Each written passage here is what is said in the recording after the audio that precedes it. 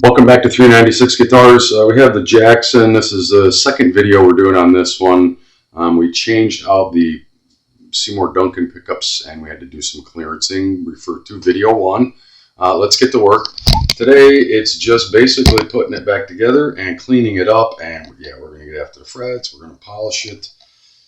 Something weird going on up here already. I just noticed it. I'm surprised it escaped my eagle eye, but there is 3 exposed screw holes and outside of the truss rod cover. And I'm wondering if this is even a real truss rod cover for this. Maybe it had a bigger one at one time. I don't know. But we have to get in here anyway and make sure that the truss rod works, because we're going to need to. Assume a 4mm, which is the most common size. This thing is as loose as, something ain't kosher. Something ain't kosher here.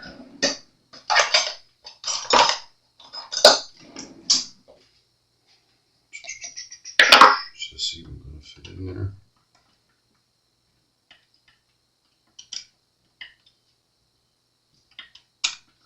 Or is it bigger? Might be bigger. Oh my God, the thing's huge!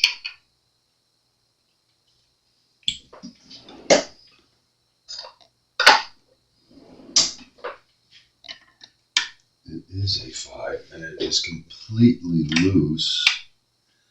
Does it have a 2-way? It does not have a 2-way truss rod. Wow. Something weird going on here, and it is in a back bow. This is not going to end well. It's in a severe back bow. It needs to be forced into.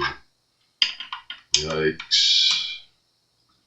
That would explain why it's all the way loose, and yeah, the nut's coming right off. I don't think we're going to have a good result on this. At the end of the last video, after swapping out the pickups, I thought, oh, well, we'll be fine. This thing's got a really bad back bow.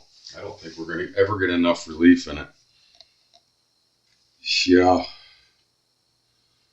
Schnoikies. And when you can visibly see the back bow in it, when it's in no string tension, and you can't get any more relief out of it, I'm pretty certain this thing has got a heat press in its future. Pretty certain it's got a heat press in its future. Before I even go to polishing frets and what have you, I'm going to have to put some strings on it and get it under tension. I am afraid, yeah, this is going to be a fail. Yeah, that nut is coming right off. That's why it was totally loose. And wow, that's a shame. We got to get some strings on this thing and see what's what. I don't think we're going to have a good result here. I may have some bad news for the customer. It's either going to have a heat press in its future or a new neck. Yeah. And this is a very nondescript entry-level cheap neck, very cheap tuners. Those are about the cheapest kind of tuners you can get. So I think we're going to donate a set of strings just to see, and these are 10s. I mean, if I had 11s, I'd put those on, but wow. Yeah, I think we can get them through there. Okay, so stand by while I string this up. So pretty much this job is over before we get started, as far as finishing the setup on it, because it'll never ever be right. There is a visible back bow sighting down the neck on this guitar, and the truss rod is all the way at the end of its adjustment, and it's got a visible back bow in it. So I can't put any more relief in it to bring that neck down to the proper measurement, 12 thousandths. And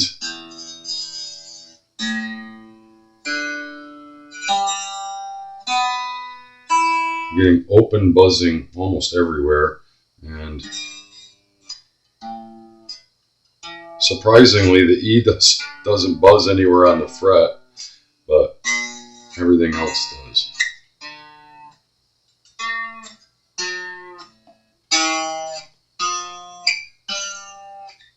There's a visible back bow right here, and it's not even like the length of the board. It's really kind of like right here, or back bow. I mean, I can't, in good conscience, go ahead and do a setup on this guitar because I think it's got either a heat press in its future, which I do not do,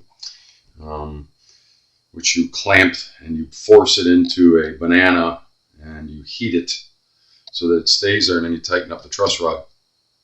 Or loosen it, as it were, tighten it up and get it to that position where then you can either bring it up or let it down.